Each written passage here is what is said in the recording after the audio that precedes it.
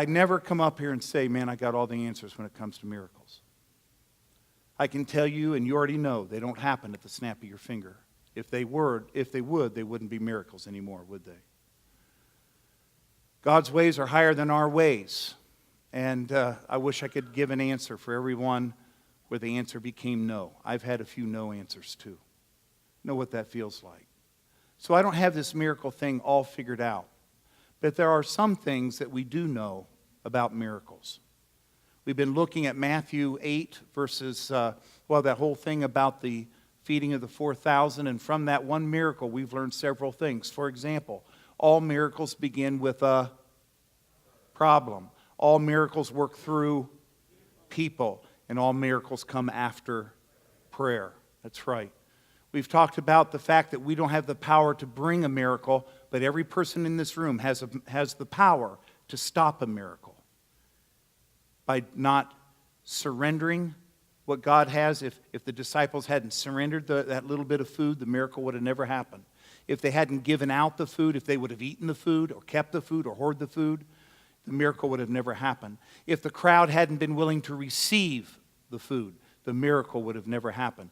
We don't have the power to initiate a miracle, but we do have the power to stop a miracle that God wants to have in your life. We talked about what you do after the miracle. We talked about measuring the miracle. That's why they gathered the leftover food and marvel over the miracle. We counted the people so that the truth never fears investigation. And then they moved on. They didn't hang around, camp there, and worship the miracle for the next 20 years. They moved on. God moves on. We move on. You don't camp back there. You move on. And then they crossed the river, and they encountered on the west side the Pharisees. And the Pharisees wanted to question Jesus and test Jesus and make Jesus jump through their hoops. And they weren't there to see this miracle, so they wanted a miracle of their own. And we need a sign. Give us a sign. And Jesus sighs and jumps in the boat and leaves them behind. They basically miss Jesus. We talked about that last week. This morning I want to ask this question as we wrap up this series about miracles.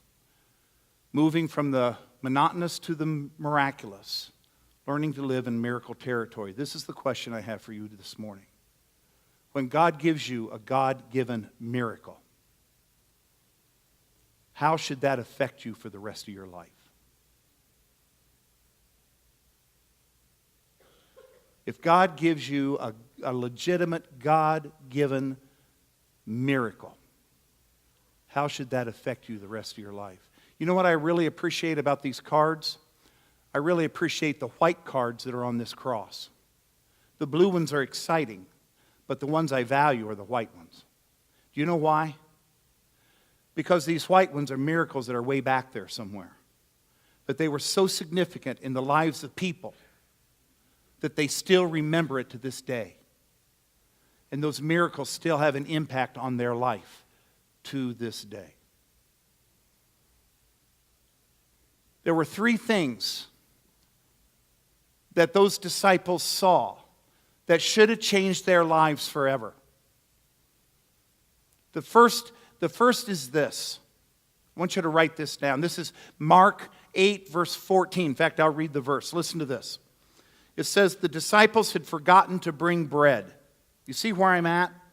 The disciples had forgotten to bring bread, except for one loaf they had with them in the boat. Write this down. This miracle had no lasting effect on how these disciples saw their need. This miracle had no lasting effect on how these disciples saw their need out in the world. If God gives you a miracle, it should affect how you see the world for the rest of your life and the giants that come later on in life. It should do something to your faith. It should be harder for the enemy to rob you of your peace than it was before that miracle happened. This is what's going on in this passage. They're going back and forth across this river. On the left side of the river is nothing but barrenness, and that's where the miracle happened, where there's nobody living. The right side of this large river is all populated with people. Okay? And so after the miracle, they get in this boat, they cross to the west side in a place called Dalmutha, and that's where they encountered the Pharisees and butted heads with the Pharisees. After they butt heads with the Pharisees, they jump back into the boat, and they're crossing the river again, back to the east side, back to the barren side, where there's no population at all. And while they're heading there, the disciples suddenly realize they got one loaf of bread. Now, I don't know if it's legit or if you're allowed to have humor in the Bible, but if there was ever a chance to have a good laugh, this is it. They just saw a couple of chapters ago Jesus feed 20,000 people with a few loaves. And just the day before yesterday, they fed 16,000 people, 4,000 men, 4,000 women, 8,000 kids, with just a few loaves. And all of a sudden, now that they're on the wrong side of the river, they discover they have one loaf. Oh man, they're poor, poor souls. One loaf amongst 13 men. They had less than that to feed 4,000. And now they're having a panic attack? Give me a break. You know what it reminds me of? We talked about this a little last week. It reminds me of those Hebrews trying to cross the desert. And what do they see? They get trapped at the Red Sea, right? Pharaoh's army is about to wipe them out. And the Lord comes, splits the Red Sea. They walk across on dry ground. I've read that story a million times. And I always think, if I ever saw that, I would never doubt God the rest of my life. Have you ever read that story? And then manna from heaven. They numbered about 3 to 5 million people in a desert. And food shows up every day. And the pillar of fire by night and the pillar of cloud by day. And the water coming out of a rock. Are you kidding? Give me a break. And those boys that caused all the trouble, and the earth opens up, swallows them. I think I'd be a little guarded about a negative spirit after I saw that. And yet, after all that they've seen, miracle after miracle after miracle, what is it that the Israelites constantly want to do? They want to go back. Because every miracle that God worked in their life didn't change their life. So that the next miracle, they had no faith. They panicked. There's a few Christians in this room like that. It's kind of like, what have you done for me lately?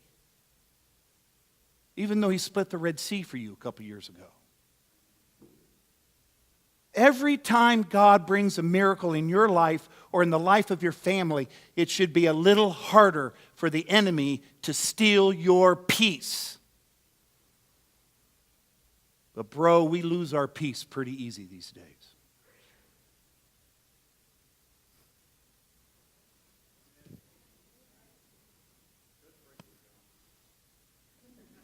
He's my buddy. Number 2, write this down.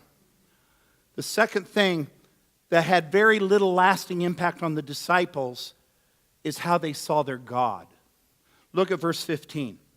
Jesus says to these guys, be careful. Be careful, Jesus warned them. Watch out for the what? For the what? Yeast of the Pharisees and that of Herod. In seminary, I've shared this with you before. In seminary, I had to do a big old research paper on what Jesus meant by the yeast of the Pharisees. And basically it all boils down to this. You know that encounter that they had on the west side of the river with the Pharisees? They're always wanting their own signs after Jesus has walked on water and throw demons out of people and raise the dead and heal the sick and make the eyes of the blind go turn and they receive their sight. And then these Pharisees, you know what we really need is a sign? And remember when they said that, remember what Jesus did? And sighed. Like, are you ever going to catch up with me? When I work a miracle, is it ever going to expand your understanding of who I am? Every one of us in this room, we've talked about this last week, we all have this box. Listen, guys, every one of you think you have God all figured out. Oh, he's like this. You know? Some of you have like this. Some of you have like this. Some of you have like this. Well, this is who God is.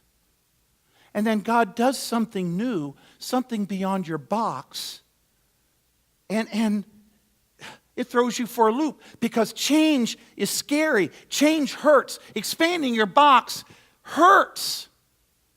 But God does something every now and then in every person. I don't care how big or small your box is. God does something beyond your box. And you go, oh, he's not like this. He's like this.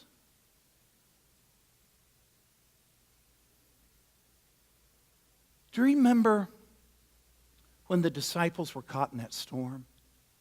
Huh?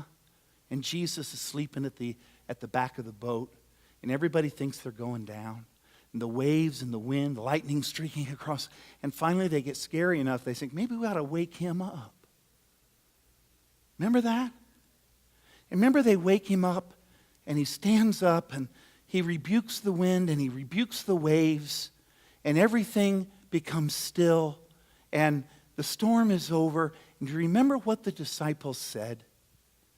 Do you remember what they said after they saw him calm the storm? Who is this guy? Who is this guy? Are you kidding me? Even the wind and the waves obey him? I can hear the box expanding.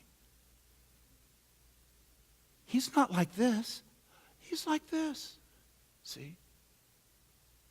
If you don't let that happen in your life, you're not going to have enough faith for the next giant. And that old boy's right around the corner. This side of heaven, there's another giant, and he's coming. Will you have a big enough box that God can fit in to tackle that giant? Because he's bigger than what you think he is. Are you with me? When you see a God-given miracle in your life, it ought to affect your doubt, your faith in who your God is. Are we all right? I think you ate too much turkey. Are you okay? I heard an amen about that. Number 3, write this down. The third thing that I see that has failed to affect the disciples is that this miracle had no lasting effect on how they saw themselves. And I want you to look at verse 16. They discussed with one another and said, "It's because we have no bread." It's because we have no bread. He's ticked because we forgot the bread. That absolutely astounds me. From that one phrase, we can see that these disciples, they see themselves as failures. Oh man, we messed up again. Their eye is on the, 3-4 loaves that they didn't have, instead of their eyes focused on the one loaf they did have. And given what God has just done through them, they were a part of this miracle. It just didn't happen. All miracles work through people. Those 16,000 people were fed by disciples. Come on, man, give me a break. Those 20,000, a couple chapters back, they were fed by disciples. It came right out of their hands. And now those same boys, they're all ticked because they only got one loaf of bread? What's up with that? Instead of seeing the one loaf in their hands, that one loaf that God can work miracles through, their eyes are on the 3 loaves they don't have, and they got a big L on their head. You know what that reminds me of? Remember Moses? When God called Moses to be this great deliverer. And you remember what he says? He said, man, you don't want me. You don't want me. You want Aaron. Because Aaron can speak well. You remember that? Aaron can speak. See, it was easier for Moses to see the speaking ability in Aaron's hand than it was for him to see the staff in his hand. I mean, after all, what can you do with a staff? You know what I mean? I don't have a thing you can use. You want Aaron. You know, he's 3 houses down. You want over him. You go down there. But God says, no, I'm going to use you. Because you have something in your hand I can use. And so, you know, he throws it down, it becomes a snake, right? Well, that's a good trick. But, you know, he's still a little questionable. Well, then remember he has that showdown with the wizards, Pharaoh's wizards, and he throws his stick down, becomes a snake, and they do the same trick. Well, then his snake eats their snakes. Now, that's not bad. That's not bad, but it's still, you know, a little bit of a trick. Next go around, the Lord has him stick his staff in the Nile River, and it turns to blood. Now, boys, that's not bad. And with every miracle, Moses is getting more and more confident in who he is in his God, until he has the most powerful man on the face of the earth bowing to him, begging him to get these Hebrews out of Egypt. Shoot. He becomes confident in who he is in his God. He sees finally the staff. There's something in my hand God can use. Remember David? Man, how easy it would have been to overlook a slingshot, a kid's toy. But you remember what David said to Saul when he said, I can clean that guy's clock. And Saul says, you're too small. And you remember what David said? Do you remember what he said? What did he say to Saul? You guys really did eat too much turkey. He says to him, the Lord delivered the lion unto my hands. And the Lord delivered the bear unto my hands. And this uncircumcised Philistine will be like them. He remembers the miracles of the past that cause him to see what's in his hand that can be used to knock down the big boy that's staring him right in the face. And guys, I promise you, before the lion and the bear, it was a bobcat and a fox. And before the bobcat and the fox, you know what it was? It was a rabbit and squirrel. And before the rabbit and the squirrel, you know what it was? It was a can on a fence post. And God uses what's in his hand. He knocks down that can and says, hey man, this isn't bad. And then he knocks down that fox. And then he knocks down that bobcat. Then he knocks down that lion and that bear. Hey, bring on the big boy. I am here to tell every brother and sister that's sucking air, there is something in your hands. God has put it there. And you're not seeing it. There are things that God has used in your life to bring about his will, to bring about his purpose. He's done significant things back there, but it's not registering up here. And all you're seeing is what you don't have or what other people have when God has put his hand on something that's right there in front of you. And you're missing it. And you're seeing yourself lower than you have a right to see yourself. It's not just about you. It's who you are in him. He died for you. So don't be calling yourself junk. He died for you. There's something in there he loves. There's something in there he wants to bless. There's something in there he wants to use to bring miracles about. Not to glorify you, but to glorify him and the kingdom and get his will established on this earth. Are you with me this morning? If God has worked a miracle in your life, from that moment on, you should see your world differently and all the needs in that world. You should see your God differently for for the rest of your life, he should never fit in that box ever again. And you ought to see yourself differently. Who you are in Christ has great value.